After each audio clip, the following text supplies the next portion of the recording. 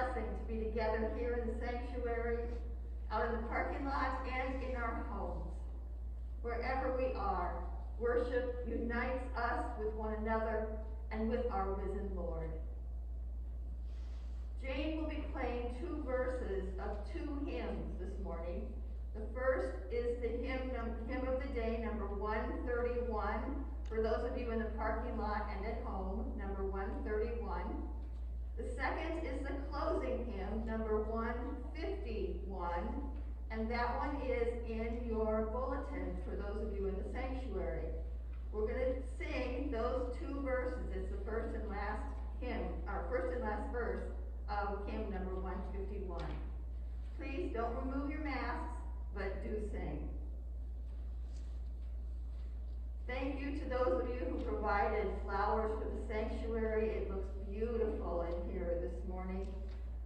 Remember that you may take them home after the service, or you can come pick them up on Tuesday during office hours. For those flowers that are left after Tuesday, they will be planted in the churchyard. In our prayers this morning, we will be remembering the family and friends of Danny Eagle, whose funeral will be on Tuesday at 1 o'clock at Almonds Funeral Home. Visitation will begin at noon. Also in our prayers is the family and friends of Judy Berger, whose funeral has not yet been planned.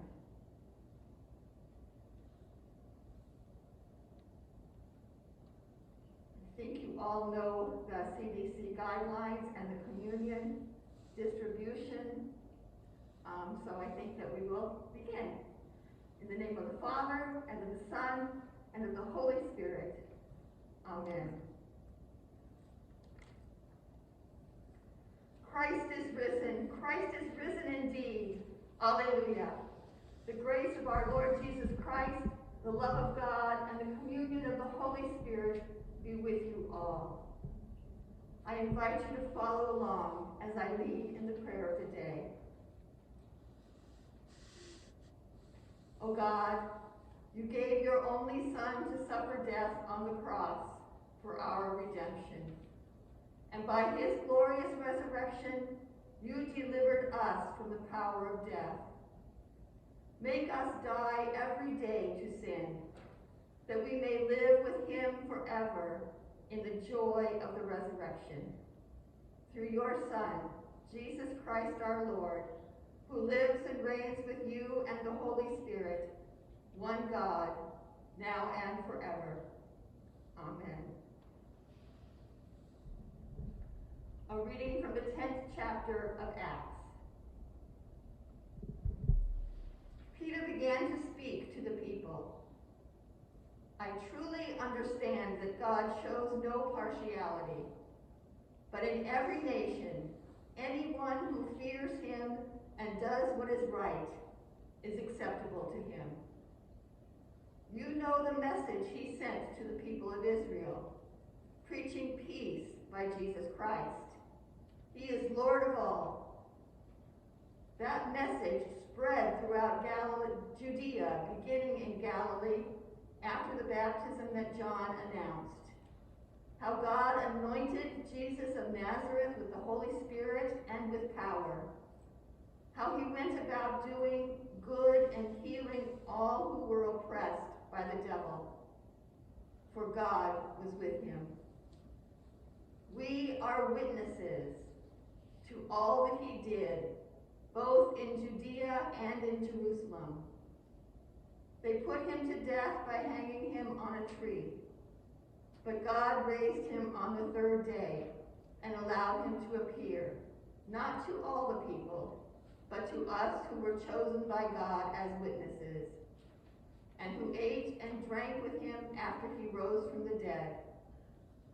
He commanded us to preach to the people and to testify that he is the one ordained by God as judge of the living and the dead. All the prophets testify about him, that everyone who believes in him receives forgiveness of sins through his name. Word of God, word of life. Thanks be to God. Please stand as you are able for the reading of the gospel.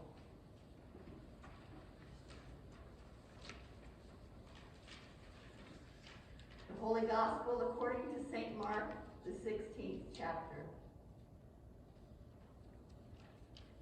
When the Sabbath was over, Mary Magdalene and Mary the mother of James and Salome brought spices so that they might go and anoint Jesus' body.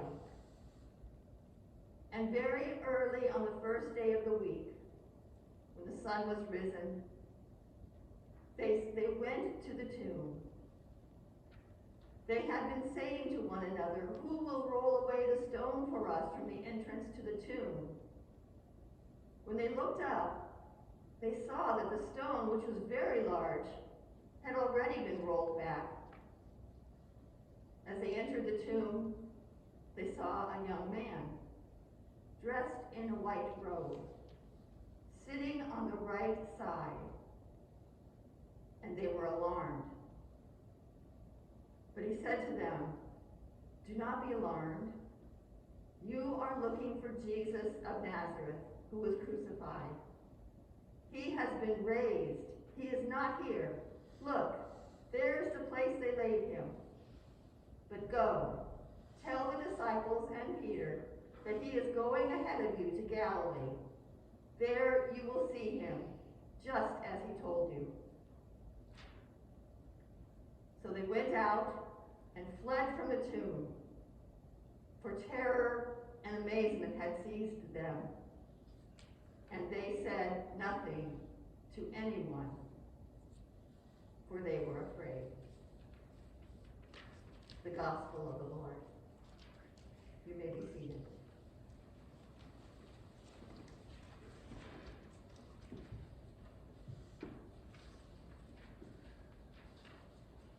Please pray with me.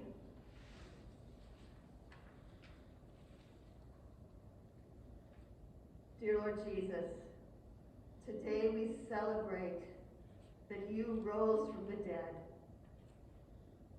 We give you thanks that you rose for us, so that we may know life in you for all eternity.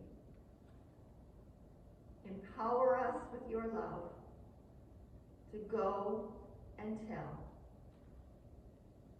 Now may the words of my mouth and the meditation of our hearts be acceptable in your sight, O Lord, our rock and our Redeemer. Amen.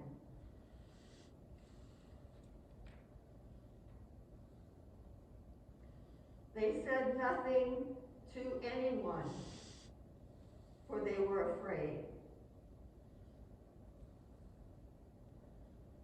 The women who encountered the young man in Jesus' tomb were not just bystanders who happened upon an empty tomb. These women were disciples of Jesus who had followed him, listened to his teachings, saw his miracles, and waited on him. These women deliberately went to this particular tomb that morning to give Jesus a proper burial, to anoint his body with spices. But after just a brief encounter with a young man, the women left. They said nothing to anyone, for they were afraid. They were afraid. What were they afraid of? Were they afraid that no one would believe them? It is an incredible story. There was a huge boulder that had seemingly rolled itself away from the tomb. There was a young man in white in the tomb of Jesus, but Jesus' body wasn't there. The man told them that Jesus had risen and he would meet them in Galilee. The young man specifically told them what to do. But the women ran away and said nothing to anyone, for they were afraid. It's an odd story with an even stranger ending.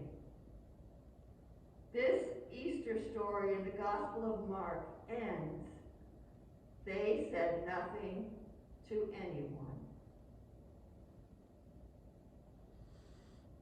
As we gather to listen to the Easter story, enjoy the Easter music, and even sing together 8 Alleluias, we are greeted by this strange ending. They said nothing to anyone, for they were afraid. Or is it strange?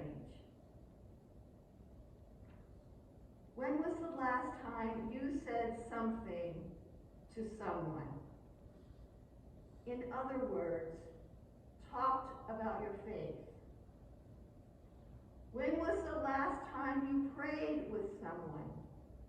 I mean, you actually said the words out loud in the presence of another person.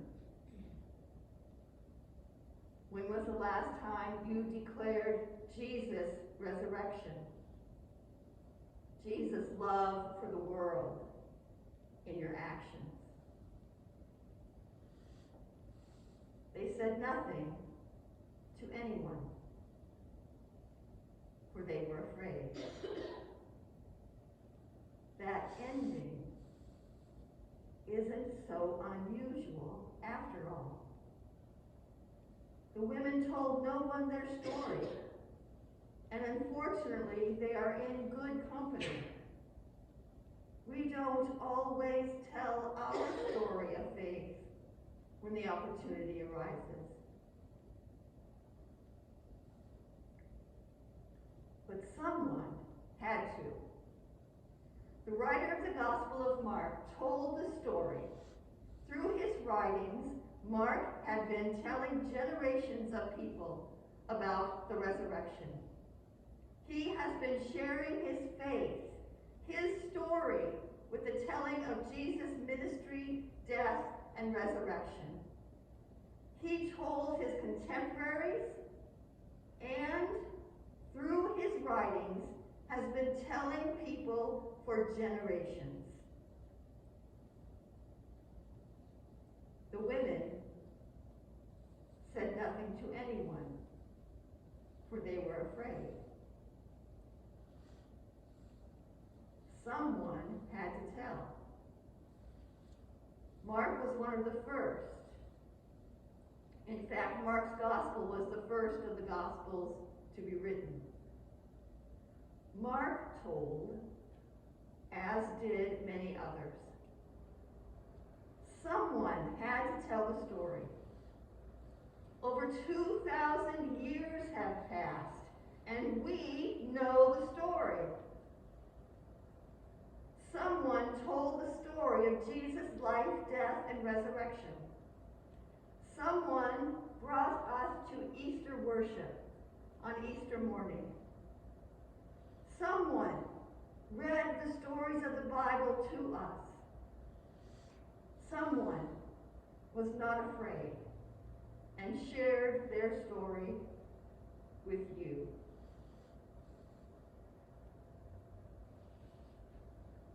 Who taught you the hymns of faith? Who prayed with you at mealtime or bedtime?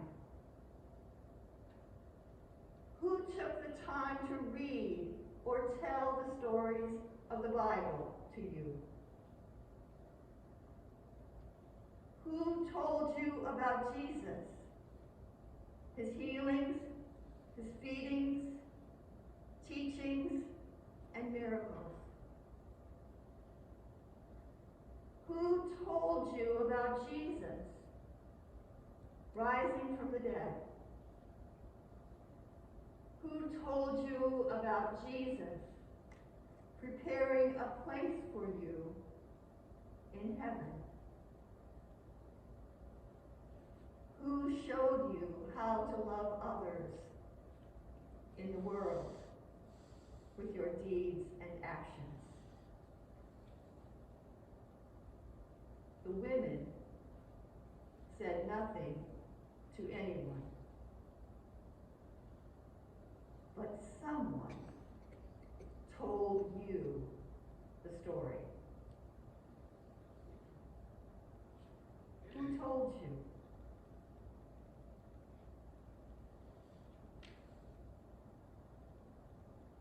The women said nothing to anyone, for they were afraid. Yes, we can understand their fear. One can easily be ignored, even ridiculed, when one tells a story that seems unfathomable. A huge rock rolling by itself. A young man in white talking about a dead man coming back to life. Jesus being present with God's people on earth and in heaven. Yes, we can understand why the women said nothing to anyone. But through those who have been brave enough to tell, we know the story. We have been given the gift of faith that allows us to see our risen Lord, not only in Galilee, but in all parts of the world. We see the presence of Jesus in our nation, in our communities, in our churches, in our homes, among those most in need. Jesus will be there when the opportunity arises for you to pray, or to sing, or to share the presence of Jesus with your grandchildren, your children, your neighbors, and your friends.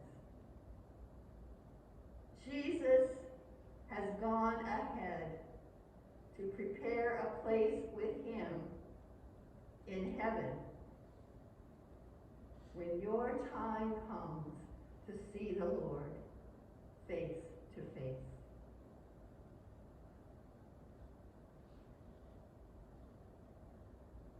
The women were afraid, but thanks be to God that not everyone is afraid. Not everyone is afraid to tell the good news of Jesus Christ. Listen. Christ is risen. Christ is risen indeed. Alleluia. Amen.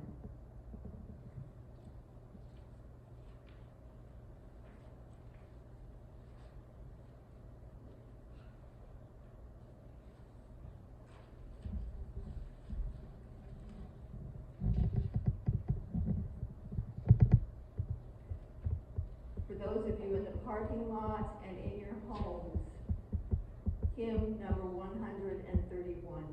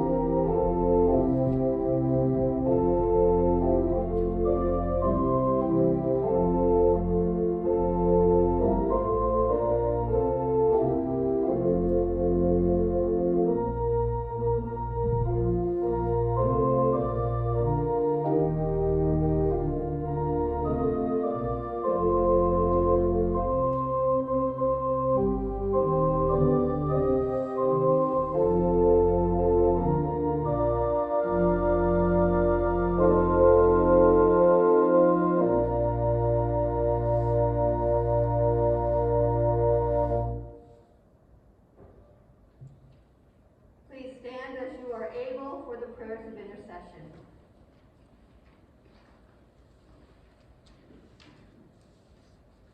Alive in the risen Christ by the power of the Holy Spirit, we bring our prayers before God, who promises to hear us and answer in steadfast love. Praise to you for your power revealed in the resurrection. Fill your church with the power of your love that is stronger than death. Send us to tell the good news wherever death holds sway. Praise to you for your life at work in the resurrection. Fill all of creation with your life. Bring it to blossom and flourish. Use it to remind us of your persistent grace. Cultivate our care for what you have made. Praise to you for the peace made possible in the resurrection. Fill the nations with your peace. Draw together people of all nations and languages. Reveal new possibilities and inspire new beginnings. Praise to you for the hope of the resurrection. Fill all in need with hope. Those who are afraid or confused, those who are sick or suffering, those who are dying or grieving, especially Dawn, June, Bob, Peggy, Pat, Warren, Ruth, the families and friends of Faye Beisel, Danny Eagle, and Judy Berger, and all others who we name in our hearts.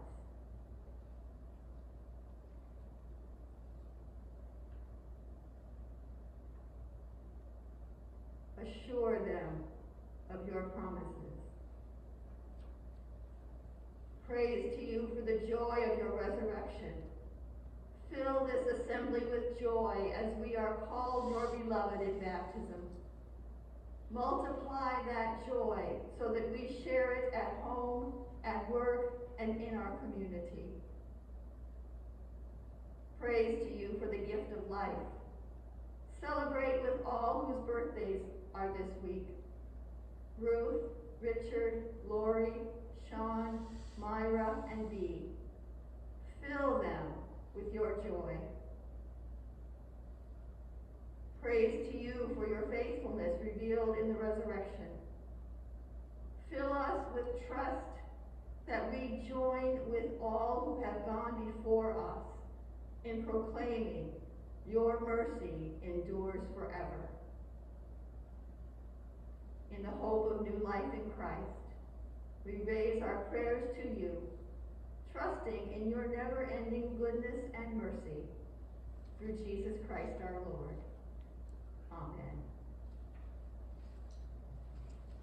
We share the peace using American Sign Language. Peace be with you, and also with you.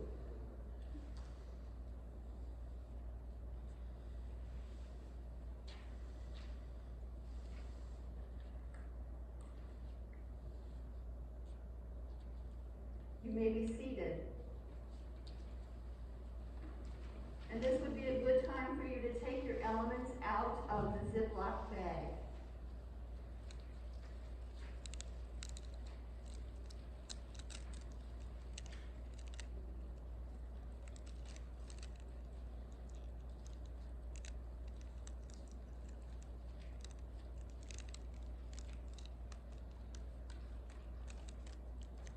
We will pray the Eucharistic prayer. This is the day that in joy and delight we join with all the angels of heaven and all the creatures on earth to sing our praise and thanksgiving to you, all holy and mighty and glorious God. For Christ is risen. Christ is risen indeed. This is the day that you gave light to the earth, This is the day that you saved the Israelites through the sea, and with your pillar of fire led them to freedom. Now every night is as bright as day, and that light is Christ. Thanks be to God. This is the day that you broke the chains of death. This is the day that marrying heaven to earth, you washed away sin, rescued us from evil, and brought us your peace. The Lamb who was slain has begun to reign. For Christ is risen. Christ is risen indeed. In the night in which he was betrayed, our Lord Jesus took bread, gave thanks, broke it, and gave it to his disciples, saying, "Take and eat. This is my body given for you. Do this for the remembrance of me." Again, after supper, he took the cup, gave thanks, and gave it for all to drink, saying, "This cup is the new covenant in my blood, shed for you and for all people for the forgiveness of sins. Do this for the remembrance of me." Let us proclaim the mystery of faith. Christ has died, Christ is risen, Christ will come again. On this day, send us the power of your Holy Spirit. Revive us with the body and blood of our risen Savior. Illumine our lives with your presence, and shine your morning star over the whole human race. For that light is Christ. Thanks be to God. All holy and mighty, glorious God, radiant Father, victorious Son, and shining Spirit, we bless your salvation. We sing of your mercy, and we praise your victory through all time and space. For Christ is risen. Christ is risen indeed. Amen and amen. Join me in whispering the Lord's Prayer. Our Father, who art in heaven, hallowed be thy name. Thy kingdom come, thy will be done, on earth as it is in heaven.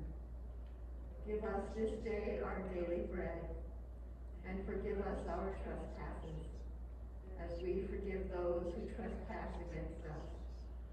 And lead us not into temptation, but deliver us from evil. For thine is the kingdom, and the power, and the glory, forever and ever. Amen.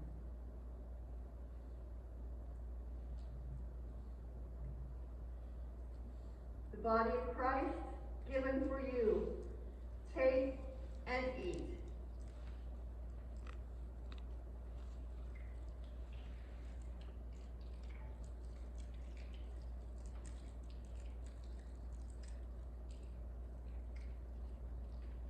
The blood of Christ shed for you.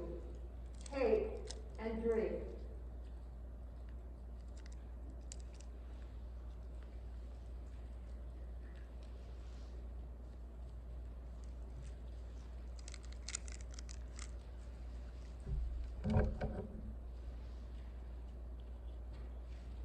The body and blood of our Lord and Savior Jesus Christ strengthen you and keep you in his grace. Amen. Would you like to stand for the hymn? I'm not seeing any yeses. Okay, there, people are standing. Let's stand for the hymn.